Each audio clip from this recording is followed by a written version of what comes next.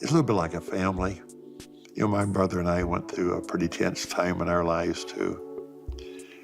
But your brother's still your brother. Oh, yeah. Your sister's still your... Bill Gaither and his wife were never just singers on a stage. For many fans, they were the very heart of gospel music.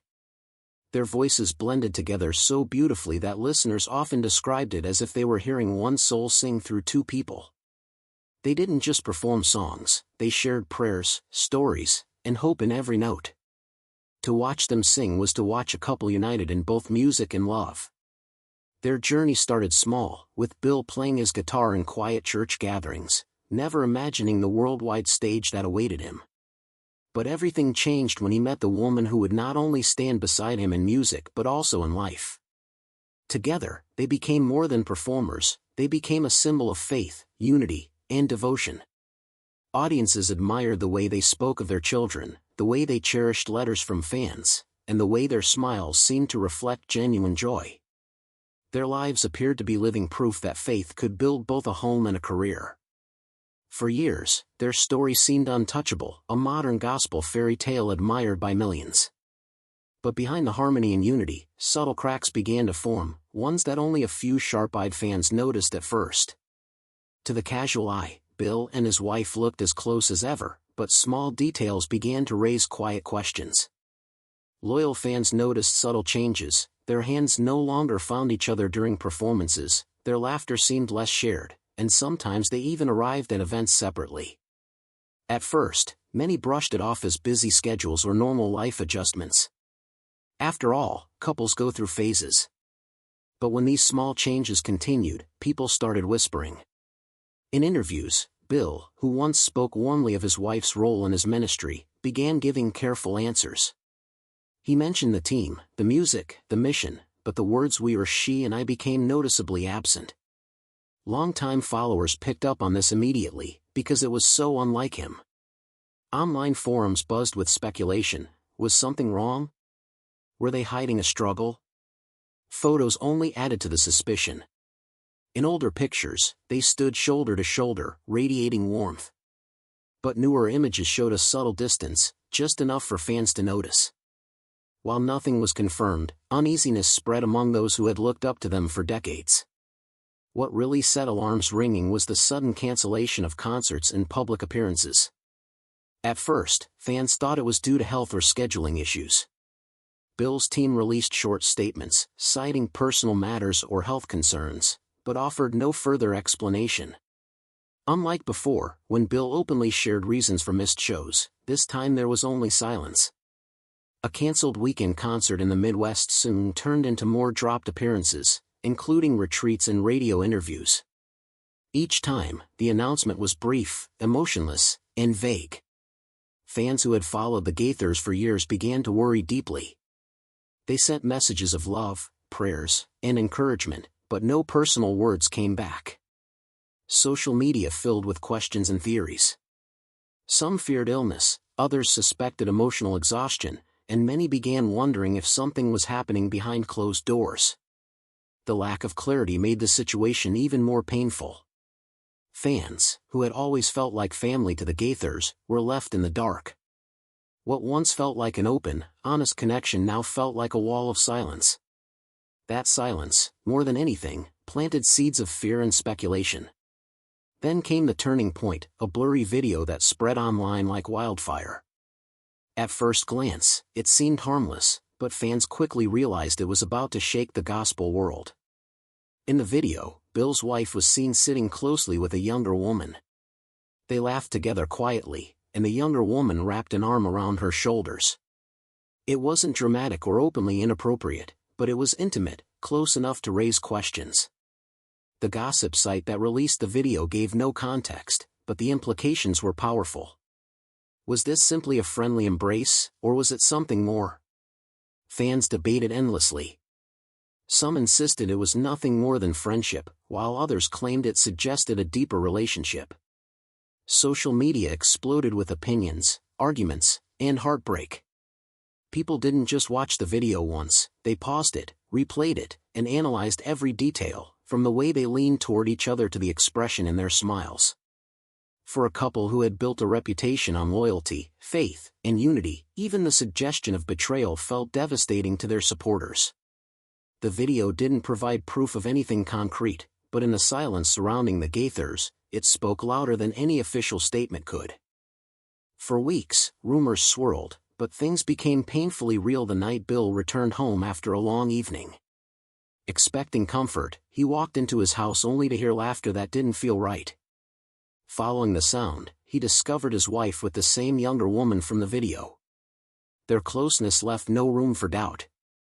In that moment, time seemed to freeze. Bill's heartbreak wasn't marked by shouting or anger, it was a quiet devastation. He simply asked the question that pierced the silence, "How long?" Her inability to answer told him everything he needed to know. Without a fight, he turned, left the house, and drove into the night. The door closing behind him felt like the final note of a song that had ended too soon. By the next morning, the world caught up with what had happened in private. Headlines screamed betrayal, and fans who had once prayed for Bill's health now realized his pain was something much deeper. The revelation wasn't just about a broken marriage, it shook an entire movement built on trust and faith. For many, it felt like the collapse of a symbol they had held onto for years. The fallout was immediate and widespread.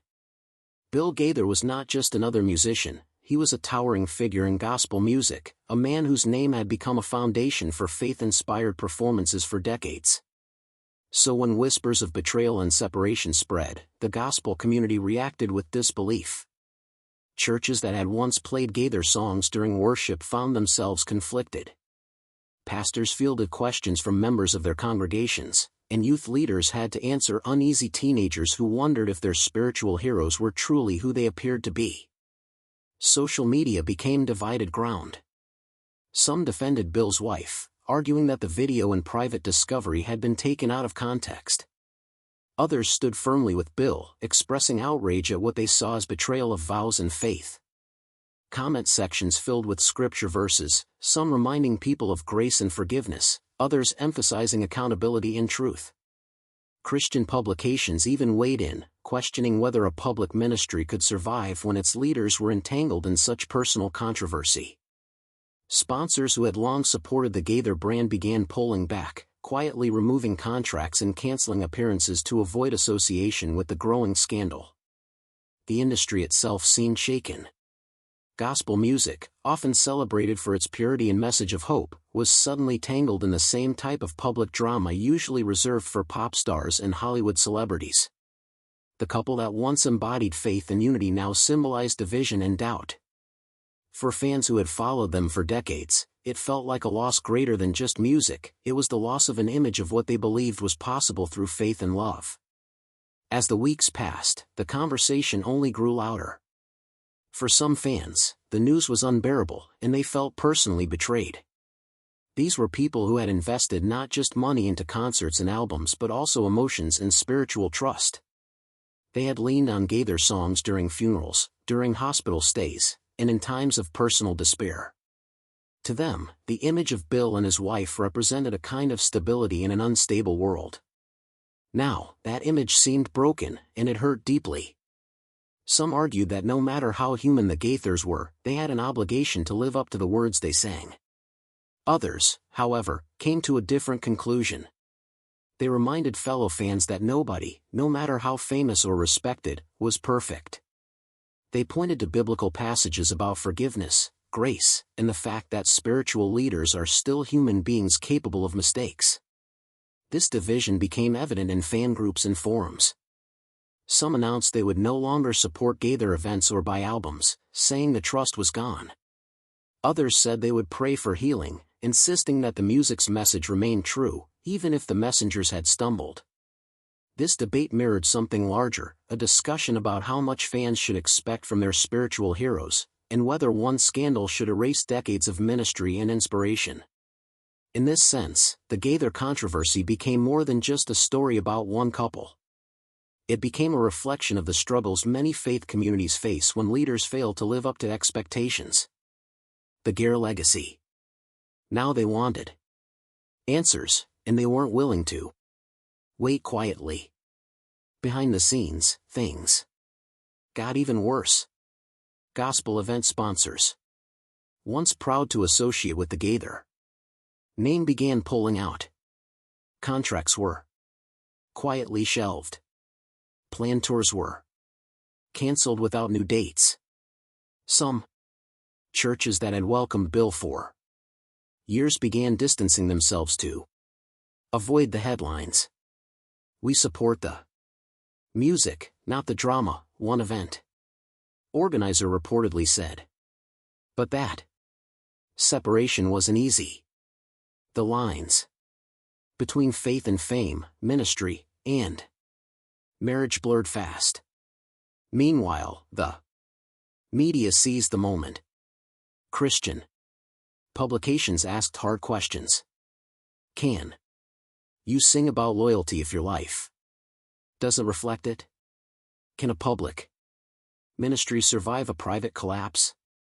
Pastors were forced to address the scandal from the pulpit. Youth groups asked if their role models were real. Blog posts and podcasts dissected the silence, the footage, and the fallout. Some argued for grace. Others demanded accountability. There were no official statements yet, only a growing war of opinions. People debated everything: morality, optics, forgiveness, leadership. Some said forgiveness had to come first. Others said repentance had to be public. A few brave voices reminded the community that spiritual leaders are still human. But that truth, while comforting, didn't stop the bleeding. The songs that once united churches now stirred arguments about what happens when the messenger fails. And while the world talked, Bill and his wife both broke their silence just barely. 2 statements, no names, no details, just pain between the lines. After weeks of chaos, heartbreak, and speculation, Bill Gaither finally broke his silence. But what he shared left more questions than answers. A single photo of an empty stage appeared on his social media, followed by a quiet caption: "I've been off the road longer than I expected. I need time to heal. Thank you for your understanding." That was it. No reference to the video, no mention of the woman beside his wife, no hint of what had really happened in that living room. Just a soft whisper wrapped in carefully chosen words that tried and failed to explain the silence. Eventually, both Bill and his wife broke their silence, though not in the way fans had hoped. Bill shared a single photo of an empty stage on social media, with a caption that read, "I've been off the road longer than I expected. I need time to heal. Thank you for your understanding." The message was short, vague, and carefully written, but for many, it spoke volumes. Some believed his mention of healing referred to physical health, while others felt it was clearly about his broken heart. His wife later released her own statement, equally brief. She thanked family and friends for supporting her and spoke about forgiveness, growth, and moving forward.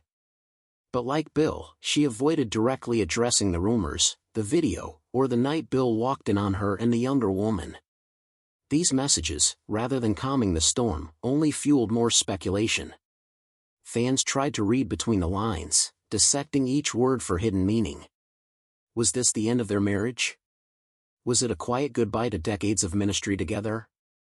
Or was it the first step toward reconciliation? No one knew. The silence between them spoke louder than any words could. Meanwhile, their absence from the stage left a void in gospel music. Promoters moved on, churches filled the gap with other artists, and fans were left holding on to old records and memories of what once was. For many, it felt like the closing of a chapter not just for Bill and his wife but for gospel music itself. Yet, through all the heartbreak and unanswered questions, their songs continued to echo in homes, churches, and hearts. And maybe that was the bittersweet truth, the music lived on, even as the couple who gave it life faced their most painful goodbye. One of the hardest parts of this entire ordeal was not just the private pain Bill and his wife endured but the very public way it unfolded. For decades, they had lived their lives in front of audiences, always smiling, always presenting an image of unity. Suddenly, their most personal and heartbreaking moment was being debated by strangers online. In many ways, this is the cost of fame, especially within the Christian music world. Fans often believe they know their favorite singers personally, and when something goes wrong, it feels like a personal betrayal. Yet the reality is much harsher. These were two human beings experiencing a crisis in their marriage while also being judged by millions who only saw fragments of the story. For Bill, the discovery of betrayal was already a deep wound. To then have that wound become a public spectacle must have been unbearable. Every headline, every social media post, every whispered conversation within churches was a reminder of the pain. And for his wife, whether guilty or misunderstood, the judgment was equally crushing. Her image, carefully built over years of ministry, now carried the stain of scandal. The court of public opinion is rarely merciful, and in this case, both of them paid a heavy price.